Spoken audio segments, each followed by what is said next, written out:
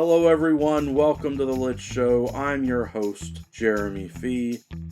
It is time for my reading wrap-up for Cloak and Dagger Christmas, December 2022. Had a wonderful reading month. Hope you had a wonderful reading month as well. It's time for the book battle. Every month, as my reading wrap-up, I do a battle to determine my best read of the month. So here we go, one last time in 2022 before our super end-of-the-year book battle, which will determine my best read of 2022. That video will be out at the beginning of 2023. Here we go, December 2022. Some classic science fiction, The Man Who Fell to Earth by Walter Tevis. Something that's neat about this book is after you read it, you can watch the film version. And I understand there's now a TV series out as well. I'll have to check it out. If you know anything about it, feel free to leave comments down below. Let me know your thoughts. I enjoyed the book. Classic science fiction, does a great job with questioning society, presenting an outsider point of view about how our society operates. I mean, it really does bring up the question, what would happen to an alien who attempted to embrace Earth culture, and how would that work out? It is up against a book by Alan Dean Foster to finish up the Spellsinger series. It's an awful book. I'm not going to try and sugarcoat it. Alan Dean Foster, Spellsinger Book 8, Coruscating. It's going to lose this battle. Clearly, Walter Tevis wrote a superior sci-fi classic, The Man Who Fell to Earth. Normally, I love Alan Dean Foster's books, but the Spellsinger novels just got too silly too quickly. The series should not have gone past about 3 books. It should not have gone to 8. The next battle will be me finishing up the Expanse series with Expanse Book 5, Nemesis Games, up against Expanse Book 6, Babylon's Ashes. Both of these were fun reads. It was nice to see with Book 5, I felt like the two authors who call themselves James S.A. Corey wanted to actually develop more of the side characters, more of the characters who hadn't had as much time in the spotlight. So I thought that it was nice that that happened. That character development in Book 5 was good, but I found Book 6 to be a superior read overall. So I'm going to give the victory to Babylon's Ashes, exploring that idea, what happens when Babylon comes crashing down. I also have to give them some credit for the titles of the books. Great allusions, great references. I did read the short stories that take place between the books, but I'm going to save those for the end of the series because they were all compiled together in a collection called Memories Legion. So we'll get to that soon. But up next, The Expanse Books 7 and 8, Persepolis Rising up against Tiamat's Wrath. Difficult to talk about books 7 and 8 in a series without going into spoilers, but needless to say, there was a really good build-up, and again, things changing in the series. I like that the authors, James S.A. Corey, once again were looking at, let's try and change things up. Though at times, I did get annoyed with the different point of view changes. I would have preferred sticking with certain characters who were there from the beginning, but that's okay. I understand when authors take on a huge series of epic proportions, more and more characters get involved. I get that. Out of these 2 books, I'm going to give the victory to Tiamat's Wrath. It was some good wrath. And then that brings us to the end of the series with Expanse Book 9, Leviathan Falls. I am so proud of myself for finishing the series this year. It is up against the short story collection, Memories Legion, which has the novellas or short stories that take place between the novels. And what's really fascinating here is it includes a book called The Sins of Our Fathers, which takes place after the last book of the series. I don't want to give you those spoilers for what happens at the end of the series, but needless to say, I felt like Book 1 in the Expanse series had a similarity to Book 9 in the Expanse series, with something big that happens. So I did feel like the authors did a nice job of bringing it full circle, taking it back to some characters and themes, connecting from beginning to end with those books. As far as it being a battle between these two, I'm going to give the victory to Book 9. It's the culmination of the series. Though I was really fascinated that they have The Sins of Our Fathers as a short story after book 9. It is a separate story that deals with the consequences of the end of the series with some specific characters in an isolated setting. But I do recommend, if you are going to read the Expanse series, to pick up Memories Legion. If you listen to them as audiobooks instead of buying each short story or novella on its own, you can just buy the Memories Legion collection and it has them all collected together for you. That takes care of half of our book battle. For the other half, since I was done with The Expanse, I finally got to Cloak and Dagger Christmas, you will see. But I had another little tangential sidetrack because the film Bones and All came out in December and I wanted to read the book. I thought it'd be nice to read the book and see the film. This is a horror story, Bones and All by Camille DeAngelis. It is a story in which the main character is a cannibal, but she is a sympathetic character in a lot of ways because you understand that she, as a child, cannot control these urges. She's not a vampire, but I view it similar to a person being a vampire that would be naturally born into it, or maybe someone who's born into lycanthropy. They have to be a werewolf or that sort of thing, to where she doesn't want to be a cannibal, but she has these urges where she has to eat human flesh, bones and all. It's also a horror romance, which made me really intrigued because I love horror, but you don't get a lot of horror romance. The film did a better job capturing the romance element. I feel like the book didn't really capture that as well as it could have. The book does have a lot of differences from the film, of course, as they went to adapt it. One of the main differences being, in the book, our main character is a young girl looking for her father, and in the film they switched that to be looking for her mother, and I thought that worked really well.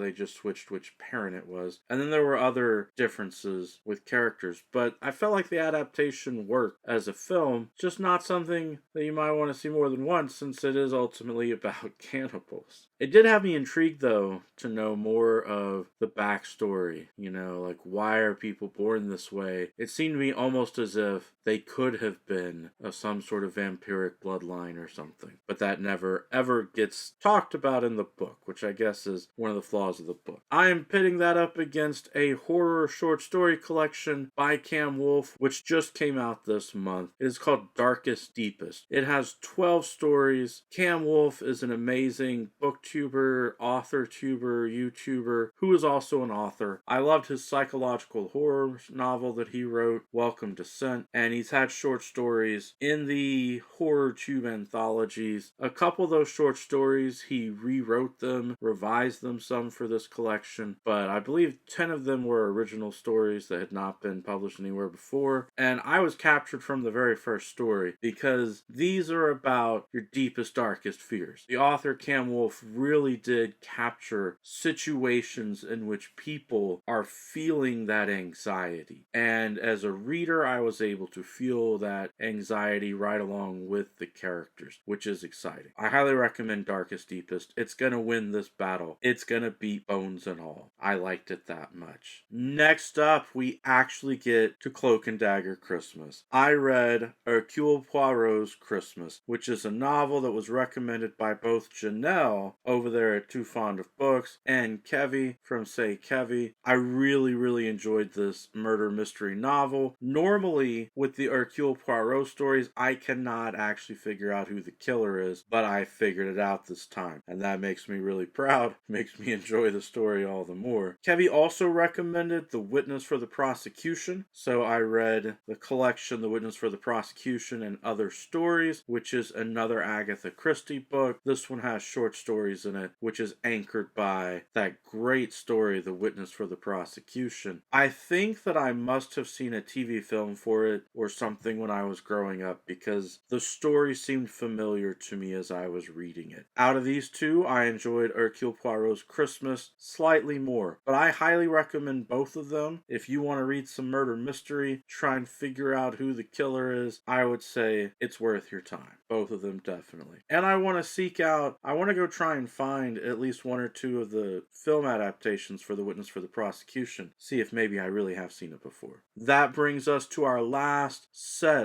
4 books that we need to put in the competition chosen for the book battle this month, and they are from the Dresden Files. So up next, we have Dresden Files books competing against each other in these last 4 spots. Might as well go ahead and drop them on the screen as I explain. I had some memory issues when it came to trying to remember where I had stopped reading the Dresden Files. I believe that I had been reading them back in 2014 and 2015. And since I started my Goodreads tracking in 2019, that meant it had probably been about 4 or so years since I had been reading those early Dresden Files books, and I couldn't remember how many I had read. I knew that I owned physical copies of about 12 of the books, but I thought I had only read maybe the first 5 or 6. And so as I picked them up and started looking at them, I realized that I had read a lot more Dresden Files than I had realized. I looked at book 5, yep. Looked at book 6, yep. 7, yes. Book 8, yes. Book 9, I was like, yes, I have read this. So I went ahead and started with book 10. Though as I was reading book 10, it occurred to me,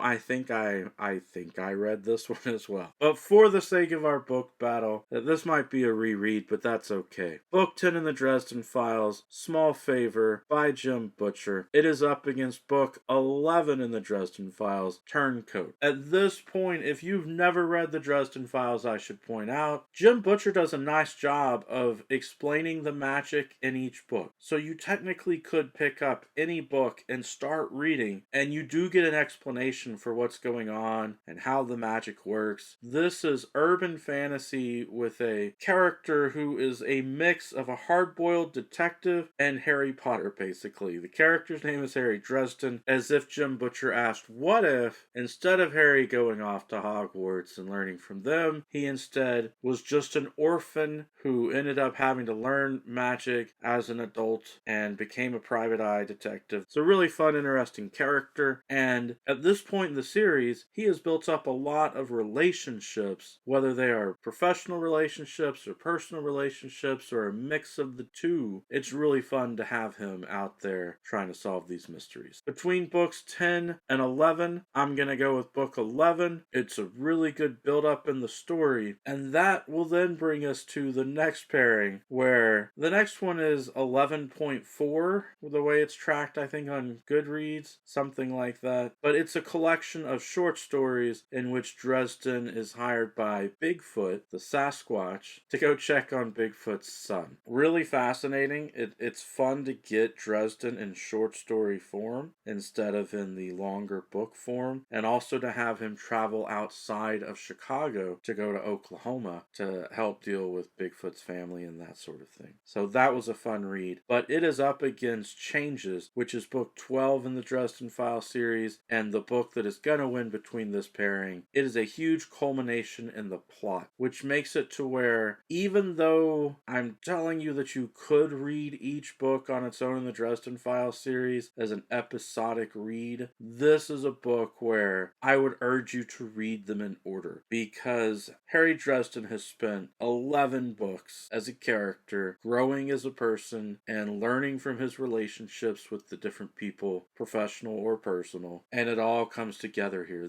This to me is like the MCU's Avengers moment, or Infinity War Endgame moment, or like on Doctor Who in the new Doctor Who, where they brought all the companions together and had like a big crossover event. Here, Harry Dresden is in such dire straits. He is relying on all of his relationships, all of his personal and professional connections to try and save the day in a huge culmination of the plot, all these things falling together. It's a great book. It's exciting. The ending is shocking, though clearly I won't give you spoilers for the ending here. But needless to say, when I finished reading it, I mean, this is 16 books. It's the totality of what I'm going to put for the book battle this month. But I decided I'm on vacation. I might as well continue plowing through the Dresden Files. So I'm going to keep reading the series throughout the rest of the month. But I'm positive there's no way to top book 12, at least for several more books to build back up. Just like the MCU cannot top the Infinity War Endgame culmination of the plot. They may be trying. Which, by the way, I recorded an MCU rankings video that I have not edited and put out yet about the 30 films. But back to the battle. We will go back up to the top and we will do the next sets. We are now in quarterfinals. We've got The Man Who Fell to Earth by Walter Tevis up against Babylon's Ashes, which was book 6 in the Expanse series by James S.A. Corey. Between these two great science fiction works, I've got to go with the more classic The Man Who Fell to Earth. As much as I love epic stories, epic fantasy and epic sci-fi, at the end of the day I usually prefer a smaller story with less characters that focuses more on one theme or one message. And I feel like the author Walter Tevis did an amazing job with that in the story The Man Who Fell to Earth. Though I have not gone back and I have not watched the Expanse series, since I'm on vacation, that is something else I should probably do. For our next pairing, we've got the Expanse book 8 against book 9, Tiamat's Wrath up against Leviathan Falls. I mean, these are the final full-length books in the series. I'm gonna have to give it to book 9, the end of the series, because book 8 does not stand on its own. It does do a lot to develop the plot, but it's one of those books that's clearly written to set up the next book, to set up book 9.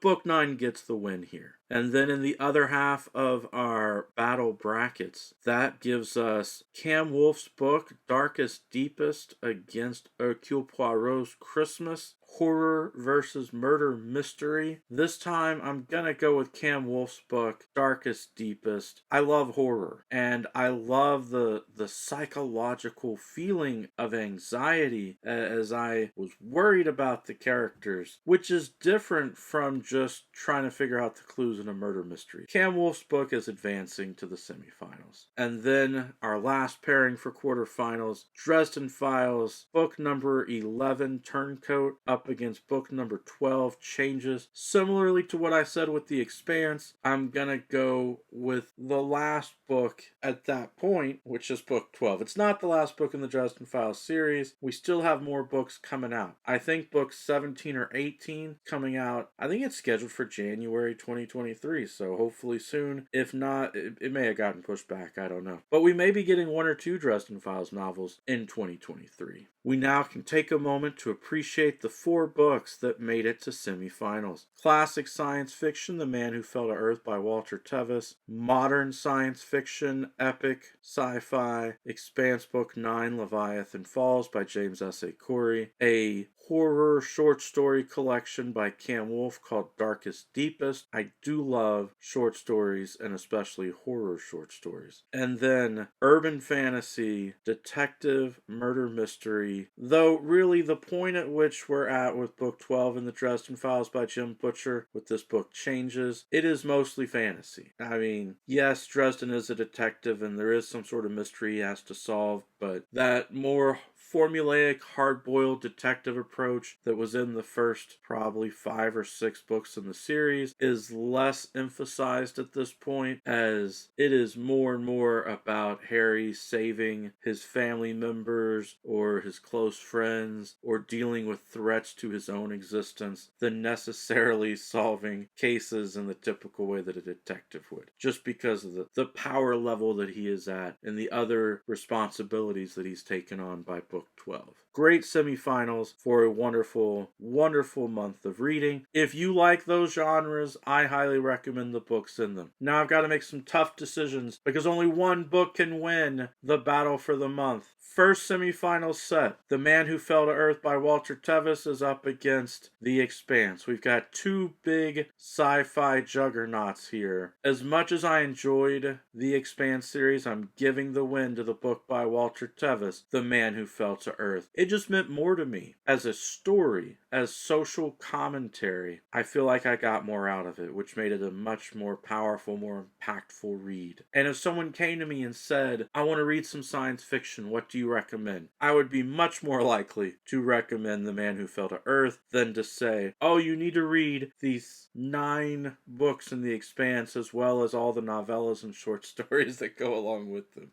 Now for other semifinals pairing. Darkest Deepest by Cam Wolfe with those great psychological horror stories up against Book 12 of the Dresden Files series by Jim Butcher, Changes. What's fun here is from listening to Cam Wolfe's videos on his BookTube, AuthorTube channels where he talks about writing. He has praised the Dresden Files by Jim Butcher, talked about how much he wants to write episodic fantasy novels himself. Cam Wolfe hopefully will understand this win is going to Jim Butcher, who really is a master of writing urban fantasy. The combination of vampires, werewolves, fairy creatures with the Fey court politics and how the magic works with all of it being mixed in with the mysteries really is really powerful writing. Fun stuff from Jim Butcher. So Changes is advancing to finals, which means I am looking at a situation I have faced many times before, trying to have a finals round of science fiction versus fantasy. We've got The Man Who Fell to Earth up against Changes, Dresden Files Book 12. Out of these two books, on any given day, I might pick one over the other. So it is difficult to say which was the better read. And I feel sort of like a hypocrite here